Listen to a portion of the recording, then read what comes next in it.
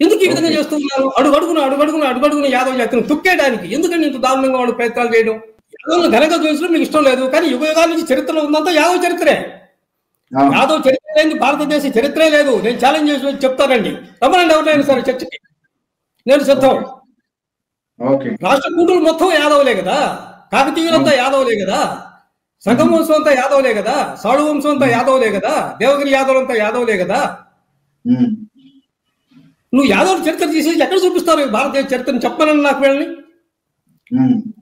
చాళుక్యులంతా యాదవులే కదా.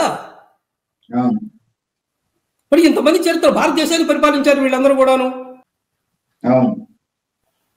ఇటువంటి అపారమైనటువంటి చరిత్ర ఉన్నటువంటి యాదవ జాతి చరిత్రను పూర్తిగా విస్మరించేయాలనో, తొక్కేయాలనో, దీన్ని పాతాళాన్ని నొక్కేయాలనో, యాదవుల యొక్క గౌరవాన్ని పూర్తిగా కొంగదీయాలనో, యాదవులకు పేరు ప్రఖ్యాతులు రాకుండా చూడాలనో ఎంతసేపు నువ్వు అదిం పడతావు? నువ్వు బంతిని గోడకేసి కొడితే ఎంత వేగంగా కొడతావు అంత వేగంగా వెనక్కి వస్తుంది. యాదవ జాతి ఇప్పుడు చైతన్యం అవుతుంది. ఎందుకంటే మనవడ వరకు కూడా మన వాళ్ళకి విద్య లేకపోవడం వల్ల, కొన్ని రకాలుగా ఆర్థిక శక్తులు సరిగ్గా లేకపోవడం వల్ల, నాగరికత లేకపోవడం వల్ల పొలిటికల్ గా మనం ఎదగలేకపోయాం. దానివల్ల ఆర్థికపరమైన శక్తులు తగ్గినాయి.